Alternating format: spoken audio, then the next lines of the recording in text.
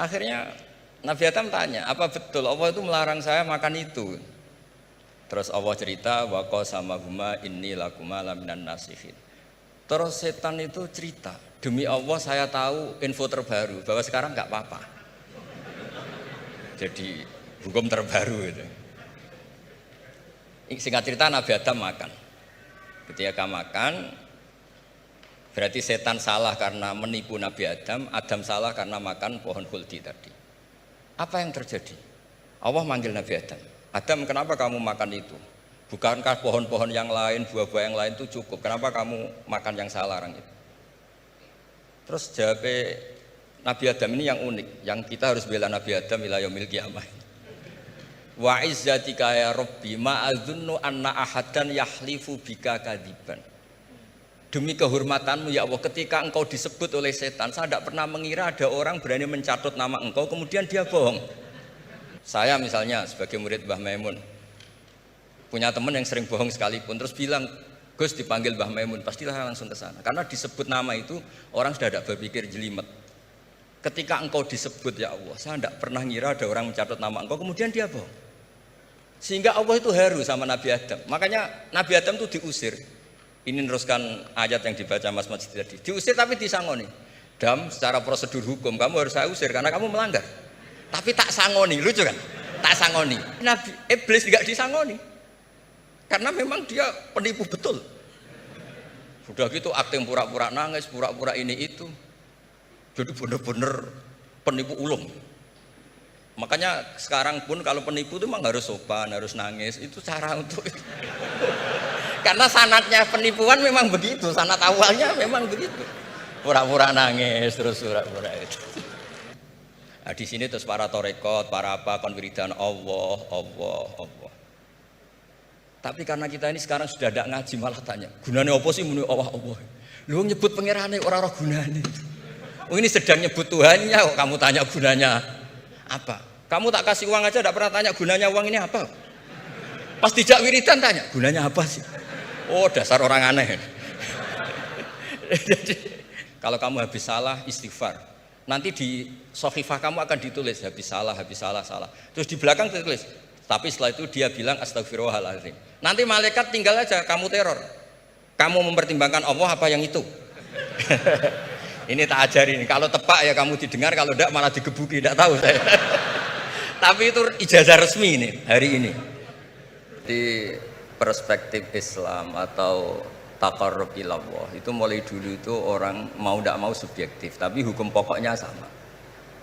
Misalnya orang mencintai Allah, ada yang saking mencintainya itu tidak pernah nyebut Allah.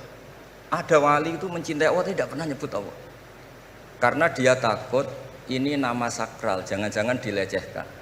Sayyidina Umar radhiyallahu anhu itu diantaranya orang yang meriwayatkan hadis Inna Allaha ta'ala kallafani an asrifa an hudu'a. Allah memaksa saya, menugaskan saya supaya tidak semuanya itu dikonsultasikan kepada Allah Subhanahu wa ta'ala. Sehingga banyak kiai kalau ada orang potongan rai mustajab, wajahnya itu tidak meyakinkan mustajab doanya. Iya saya ini miskin, utang saya banyak. Nggak akan diijazahi disuruh doa atau duha atau baca waqiah. Karena sekali itu dipraktekkan dan kita tahu potongan gak mandi, itu nanti nyalahkan institusi doa. Jute saya duha juga tetap miskin, saya doa juga tetap miskin. Daripada Allah disalahin mendingan pon sing kerja tenanan. Sayyidina Umar ketika ada orang minta uang dan minta doa, kamu harus kerja yang serius. Fa innas sama ala tumtiru daban, langit tidak akan menghujankan apa? Emas. Jadi di mana-mana mencintai itu ekspresinya macam-macam. Ada ulama yang saking senangnya umatnya Nabi senang silaturahim. Ada ulama yang saking senangnya Nabi gak suka silaturahim dengan arti berkunjung karena itu dianggap mengganggu.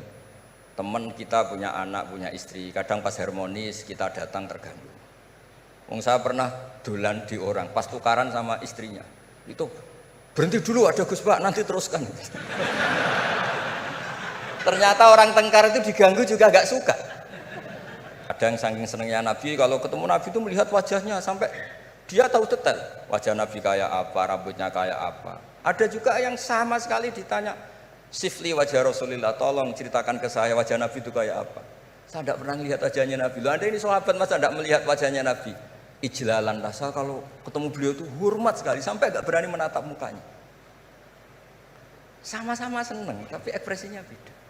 Saya kalau ngaji usul fikih di pondok saya sering cerita, fal yukrim dhaifahu fal yukrim jarahu itu Islam hanya memerintahkan ikram, memuliakan. Tapi prakteknya beda-beda.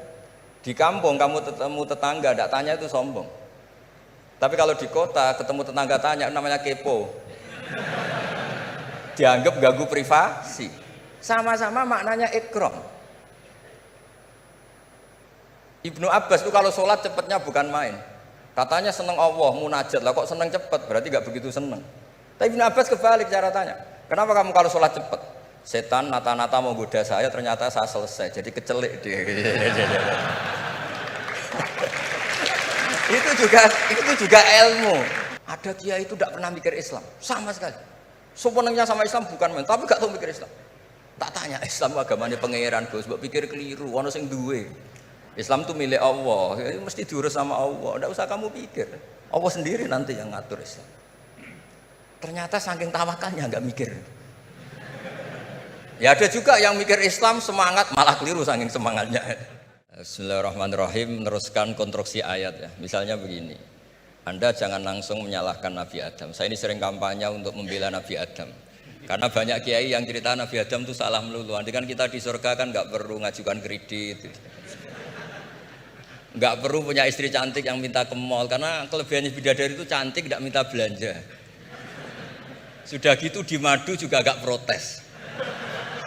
Tapi kalau di dunia itu sudah minta belanja di madu protes. Nah, tapi kenapa Nabi Adam akhirnya keluar dari surga dan kita menyalahkan hanya demi kepentingan supaya tadi punya istri cantik tidak minta uang apa? Belanja dan boleh dipoligami mau Mas. Di konstruksi ayat itu tidak ditampakkan. Tapi semua ahli tafsir tahu, misalnya fadallahuma bihurur. Setan menipu Adam dan Hawa dengan curang. Hurur itu nipu. Jadi kalau ngaji nipu itu mulai dulu itu ya gurunya setan itu. Jadi Nabi Adam itu di surga dengan penuh limpahan anugerah. Buah apa saja ada, makanan apa saja ada, enggak bayar. Tempat mewah leg juga enggak bayar. Kalau Anda di hotel leg sedikit aja bayarnya minta ampun. Akhirnya setan itu pura-pura nangis terseduh-seduh. Akhirnya Nabi Adam menghampiri. Kenapa kamu nangis? Saya ini iba sama kamu, kasihan. Nikmat begini nikmat, pada akhirnya Anda ini mati. Karena Anda manusia, pasti mati. Kasihan sudah senikmat ini kemudian Anda mati. Pura-pura nangis, jadi lama ya nangis, acting itu. Akhirnya Nabi Adam tanya, lalu solusinya gimana? Terus setan tinggal numpangi. Hal adulluka ala syajaratil khuldi wa mulkil la yafla. Kamu mau tak kasih vitamin makan pohon khuldi? Nanti kalau kamu makan itu terus abadi. Jadi terus setan Nabi Adam mulai ragu ya, tapi Allah melarang saya makan pohon khuldi itu, syajaratul khuldi itu. Kamu tidak usah cari tafsirnya, itu anggur, apa ketela, apa duren, itu namanya orang kurang penggawean itu. Itu gak penting. Ketika Allah tidak jelaskan detail itu berarti detailnya itu tidak penting. Kamu sok penting nyari itu apa itu. Allah saja tidak menjelaskan, kok kamu yang manusia mau menjelaskan. Akhirnya Nabi Adam tanya, apa betul Allah itu melarang saya makan itu? Terus Allah cerita, wa qasamahuma inni lakuma laminan nasihin. Terus setan itu cerita, demi Allah saya tahu info terbaru bahwa sekarang nggak apa-apa. Jadi hukum terbaru itu. Singkat cerita Nabi Adam makan. Ketika makan, berarti setan salah karena menipu Nabi Adam, Adam salah karena makan pohon khuldi tadi. Apa yang terjadi? Allah manggil Nabi Adam. Adam, kenapa kamu makan itu? Bukankah pohon-pohon yang lain, buah-buah yang lain itu cukup? Kenapa kamu makan yang saya larang itu? Terus jawab Nabi Adam ini yang unik, yang kita harus bela Nabi Adam ila yaumil qiyamah. Wa izzatika ya Rabbi ma adzunnu anna ahadan yahlifu bika kadziban. Demi kehormatanmu ya Allah, ketika engkau disebut oleh setan, saya tidak pernah mengira ada orang berani mencatut nama engkau kemudian dia bohong. Loh, ini contohnya Pak Fajar ini. Sama temannya yang paling sering bohong itu dia nggak percaya, tapi meskipun sering bohong kalau dipanggil Pak Rektor, ngecek ulang apa enggak? Kalau kalimatnya dipanggil Pak Rektor. Pasti gak ngecek ulang, meskipun teman yang sering bohong pasti langsung nyari Pak Rektor. Saya misalnya sebagai murid Mbah Maimun punya teman yang sering bohong sekalipun, terus bilang, Gus dipanggil Mbah Maimun, pastilah langsung ke sana. Karena disebut nama itu orang sudah ada berpikir jelimet. Ketika engkau disebut ya Allah, saya tidak pernah ngira ada orang mencatat nama engkau, kemudian dia bohong. Sehingga Allah itu haru sama Nabi Adam. Makanya Nabi Adam itu diusir. Ini meneruskan ayat yang dibaca Mas Majid tadi. Diusir tapi disangoni. Dam, secara prosedur hukum kamu harus saya usir karena kamu melanggar. Tapi tak sangoni, lucu kan? Tak sangoni. Kamu baca ini ya. jadi unik. Makanya ayatnya fatalaqqa Adamu mirrabbi, bukan kreasinya Nabi Adam. Kalimat itu bukan kreasi Nabi Adam, tapi hadiah sama Allah. Ini kamu secara pelaturan tak usir, tapi tak sangoni, ini dibaca nanti. Tapi Nabi Iblis tidak disangoni, karena memang dia penipu betul. Sudah gitu akting pura-pura nangis, pura-pura ini itu, jadi benar-benar penipu ulung. Makanya sekarang pun kalau penipu itu memang harus sopan, harus nangis, itu cara untuk itu. Karena sanatnya penipuan memang begitu, sanat awalnya memang begitu. Pura-pura nangis, terus pura-pura itu. Jadi itu memang cara paling efektif untuk apa? Nipu. Ada sanatnya. Nah, lalu kenapa ada hadis mangqala la ilaha illallah dakhalal jannah? Ini terakhir terus nanti Mas Majdi ngendikan terus doai sekalian. Perintah Sohibul Bait, bukan permintaan, perintah. Perintah itu bukan berarti tidak sopan. Memang bahasa Indonesia itu gitu. Permohonan itu mesti diabaikan. Kalau perintah itu agak tegas. Bukan masalah. Jadi begini. Saya ulang lagi konstruksi ya, konstruksi ayat fadallahuma bihurur. Kenapa mangqala la ilaha illallah dakhalal jannah?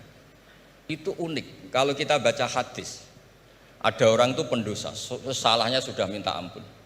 Sama Allah dipanggil, ini hadis musnad, riwayat musnad Ahmad dan banyak riwayat yang lain. Dipanggil, Fulan kamu ke sini. Kamu lihat itu apa? Bok Gusti. Berapa? 99. Per bok itu maddul basor. Sepanjang mata melihat itu isinya dokumen kesalahan dia. Jadi nggak kayak yang di pengadilan itu hanya beberapa tumpuk. Itu sepanjang dia lihat itu kesalahannya dia. Sepanjang dia melihat. Sudah gitu jumlahnya 99. Ya dia putus asa, dia tidak akan masuk surga. Kemudian sama Allah, sudah kamu tenang saja. Diambilkan bok kecil sekali, paling sak bok jam tangan ya. Dah, innaka lan tuzlamal yaum, kamu tidak akan terdolimi. Kenapa Gusti? Ini kamu punya kebaikan ini kecil sekali. Ya apa efeknya Gusti? Kan nggak ngefek kesalahan seperti itu. Kemudian bandingannya hanya kebaikan sekecil itu. Dah kamu tenang aja. Setelah ditimbang, box 99 yang jumlahnya maddul basor kira-kira 3 kilo sama satu wadah jam kecil, ternyata setelah ditimbang itu menangin 1 jam kecil karena isinya la ilaha illallah. Malaikat itu gak berani. Kamu berani, ada namaku kemudian kamu abaikan. Saya dipanggil 1000 mahasiswa UII sama satu Pak Rektor, Pak Fajar. Kemana arahnya? Ke satu rektor apa ke 1000 mahasiswa yang manggil? Pak Rektor, kan ini urusan nasib. Nah ini cerita. Malaikat yang nimbang Pak Warsono itu diprovokasi sama malaikat yang lain. Kamu berani nggak mempertimbangkan kata Allah di situ? Wah ya tidak berani. Nah, itu disebut fala yaskulu ma'asmillahi ta'ala sayun, dibandingkan asma Allah itu tidak ada yang bisa ngungguli. Nah, di sini terus para torekot, para apa konwiridan Allah. Tapi karena kita ini sekarang sudah tidak ngaji malah tanya, gunanya apa sih muni Allah? Lu nyebut pangerane ora gunane. Oh ini sedang nyebut Tuhannya kok kamu tanya gunanya apa? Kamu tak kasih uang aja tidak pernah tanya gunanya uang ini apa? Pas dijak wiridan tanya, gunanya apa sih? Oh dasar orang aneh. jadi logis. Lah Nabi Adam juga sama, ketika disebut asma Allah itu nggak mikir yang lain, apa setan itu penipu apa enggak, sudah grogi yang manggil Allah langsung. Nah makanya saya mohon kenapa kita memahami mangkana akhiru kalamihi Allah la ilaha illallah dakhalal jannah. Karena dengan itu malaikat nggak berani macam-macam. Jadi nanti kalau Anda ketemu malaikat tukang hisab, ayo silakan abaikan nama Allah. Kalau kamu berani berarti tidak malaikatnya Allah. Masa namanya Allah gak dipertimbangkan?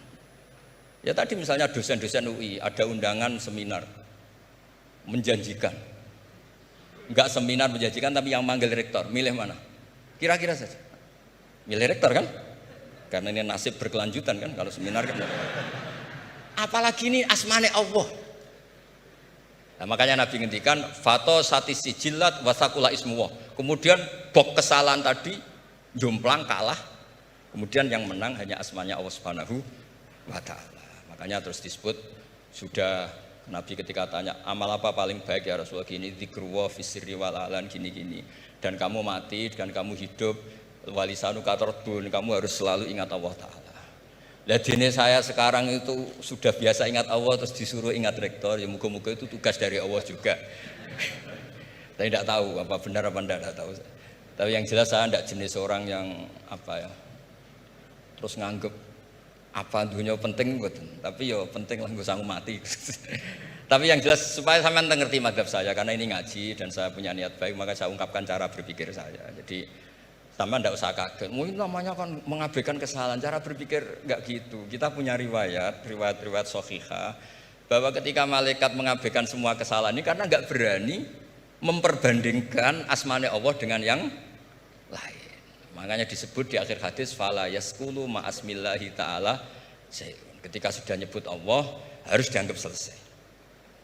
Enggak boleh habis nyebut Allah mau mati kredit, enggak boleh. BPKB di bank ini enggak boleh. Nanti akhir hayatnya bilang BPKB bukan Allah. Enggak harus kata Allah itu mengunci. Disebut akhiru kalami. Lah kalau sampean tanya, kenapa? Itu menjadi penting karena tadi malaikat tidak akan memperbandingkan Allah dengan yang lainnya. Makanya ketika ulama-ulama sufi, kalau kamu habis salah istighfar, nanti di sohifah kamu akan ditulis habis salah. Terus di belakang ditulis, tapi setelah itu dia bilang astagfirullahaladzim. Nanti malaikat tinggal aja kamu teror. Kamu mempertimbangkan Allah apa yang itu? Ini tak ajari nih. Kalau tepak ya kamu didengar, kalau tidak malah digebuki. Tidak tahu saya. Tapi itu ijazah resmi nih hari ini. Hadisnya akurat. Ijazah. Jadi harusnya kan sudah tugas, mandat, ada SK-nya, ada fasilitasnya. Kalau gaji itu kayaknya kasar fasilitasnya. Jadi harusnya yang jawab itu ya ketua DPPA, iya. Tapi sudahlah karena saya ini orang baik tak tolong. Begini ya, jadi perspektif Islam atau taqarrub ilallah itu mulai dulu itu orang mau tidak mau subjektif, tapi hukum pokoknya sama. Misalnya orang mencintai Allah, ada yang saking mencintainya itu tidak pernah nyebut Allah. Ada wali itu mencintai Allah tidak pernah nyebut Allah, karena dia takut ini nama sakral, jangan-jangan dilecehkan. Imam Malik itu pernah ada seorang pengemis datang, ya Imam Malik saya minta uang gitu. Imam Malik jawabnya itu, saya tidak punya uang, baru tidak bawa uang, juga tidak punya uang. Kamu besok ke rumah saya atau nanti ke rumah saya, tak kasih uang. Terus diberi nasihat sama temannya. Halla itu mbok yawa Anda ngomong rozaqakallah. Ya, semoga Allah memberi rezeki kamu. Jawabnya Imam Malik itu apa? Saya masih hafal teksnya. Fa ana ujillu ismallahi ta'ala an askura indaman yakrohu sama'ahu, ada yang baca sima'ahu walau dimna jumlatin.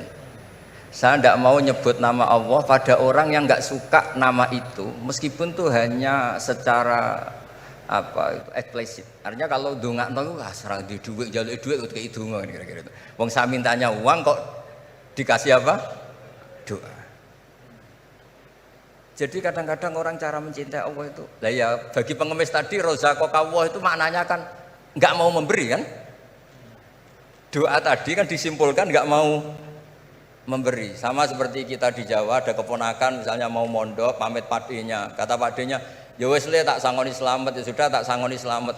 Slamet ndonga tok gak modal akeh tunggale. Nah, berdoa saja tanpa modal.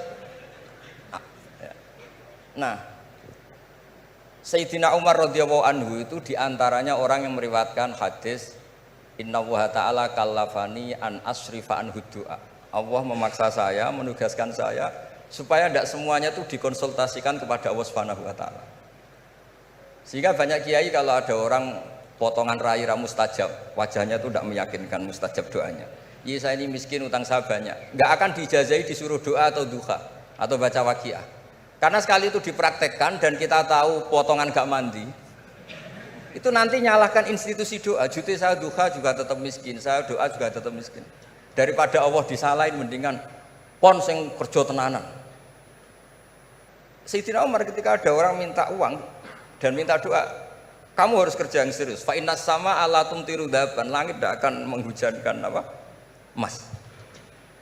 Jadi di mana-mana mencintai itu ekspresinya macam-macam. Ada ulama yang saking senengnya umatnya Nabi seneng silaturahim. Ada ulama yang saking senengnya umat Nabi gak suka silaturahim dengan arti berkunjung karena itu dianggap mengganggu. Teman kita punya anak, punya istri, kadang pas harmonis kita datang terganggu. Wong saya pernah dolan di orang, pas tukaran sama istrinya, itu berhenti dulu ada Gus Pak, nanti teruskan. Ternyata orang tengkar itu diganggu juga gak suka. Jadi tiket, cek, ono Gus Pak, kok terus no. Jadi ternyata orang bertengkar juga gak mau diganggu. Setelah itu tak tanya, tadi diteruskan tengkar aja, materinya lupa Gus. Materi untuk nyerang istrinya lupa. Nah begitu juga zaman Rasulullah SAW. Banyak sahabat yang saking senengnya Nabi sering sowan istifadah. Ada yang saking senengnya Nabi nggak sowan, takut ganggu. Nabi punya keluarga, punya anak, punya istri. Ada yang saking senengnya Nabi kalau ketemu Nabi itu melihat wajahnya sampai dia tahu detail wajah Nabi kayak apa, rambutnya kayak apa. Ada juga yang sama sekali ditanya sifli wajah Rasulullah, tolong ceritakan ke saya wajah Nabi itu kayak apa. Saya tidak pernah melihat wajahnya Nabi. Loh, Anda ini sahabat masa tidak melihat wajahnya Nabi? Ijlalan rasa kalau ketemu beliau itu hormat sekali sampai nggak berani menatap mukanya. Sama-sama seneng tapi ekspresinya beda.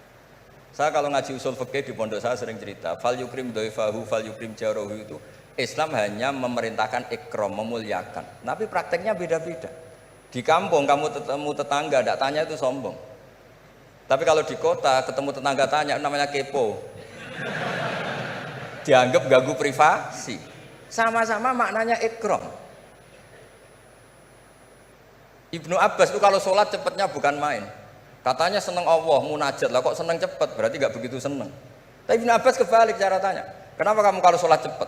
Setan nata-nata mau goda saya, ternyata saya selesai, jadi kecelik dia. itu juga ilmu. Ya artinya cara itu tidak usah distandarkan gitu. Ya monggo lah, sepenting ada sanatnya. Ada apa? Ada sanatnya. Ya saya seperti datang ke sini itu mungkin bagi Anda bagus. Wah Gus Pak kersorawo alhamdulillah.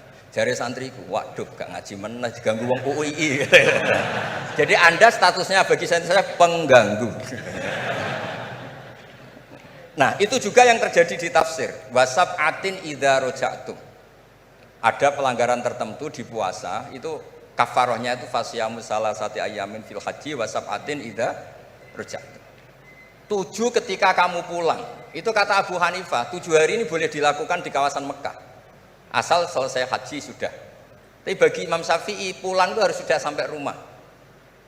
Sekarang saya beri pertanyaan. Ketika Pak Fajar ini acara selesai, terus dia pamit saya pulang. Gus saya tak pulang. Bagi saya dia sudah pulang meskipun masih di jalan. Tapi bagi istrinya istilah pulang kalau sudah sampai rumah. Lalu idza raja'tum itu pulang itu menurut siapa? Mas Majdi nanti ketika sudah pamit di bandara kita bilang sudah apa? Pulang. Tapi kata istrinya belum. Sama-sama istilahnya wasab'atin idza raja'tum. Ada kiai itu tidak pernah mikir Islam sama sekali. Sebenarnya sama Islam bukan main, tapi gak tahu mikir Islam. Tak tanya Islam agamanya pangeran Gus, mbok pikir keliru, ono sing duwe. Islam itu milik Allah, ya, mesti diurus sama Allah. Tidak usah kamu pikir. Allah sendiri nanti yang ngatur Islam. Ternyata saking tawakalnya nggak mikir. Ya ada juga yang mikir Islam semangat malah keliru saking semangatnya. Ya macam-macam. Sama-sama mencintai Islam. Coba kalau kamu seneng sama anak-anak, anak kamu main pakai motor atau pakai ontel.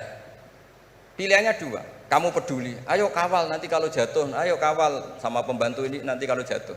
Itu ya bukti cinta. Ada enggak? Sembarno ae wis pinter. Anakku wis pinter, nak tiba tangi dhewe, anakku sudah pinter kan. Itu juga penghormatan pada anak. Jangan kira makna seneng itu harus terbentuk satu versi. Seneng anak ya nak dolan dikawal. Ternyata yang membiarkan juga bentuk penghormatan bahwa anak ini sudah mandiri. Ya, terus yang masalah istikhadah itu masyhur itu di riwayat Hamnah binti Jahsy. Hamnah itu haidnya melebihi hari wajar. Terus sama Nabi, sudah kamu saya haidkan sesuai tanggal yang sebelum kamu kena penyakit ini. Itu kamu anggap haid, lainnya kamu anggap istikhadah. Itu istikhadah paling gampang. Ikuti saja fatwanya Imam Syafi'i. Jadi misalnya Januari kok 6 hari, Februari kok sampai terus mulai ada penyakit sampai 1 bulan keluar darah, Maret keluar darah, itu kata Imam Syafi'i ngikuti riwayat tadi, sudah kamu fatahayadi terus sitata ayam atau sabata ayam, terus Nabi ngendikan kamu menghaidkan seperti bulan-bulan sebelum kena penyakit istikhadah itu. Lainnya di istikhadah. Itu namanya rudat ilal adat. Jadi supaya ndak ribet pakai tamyiz diukur. Ini darah ini lebih kuat dibanding ini, yang lemah ndak kayak sing tukang delok ya sapa gitu. Apalagi yang ditanya itu lelaki gitu tuh. Oh, itu kan ya agak repot lah, coba lah. Agama ini tidak perlu repot-repot seperti itu.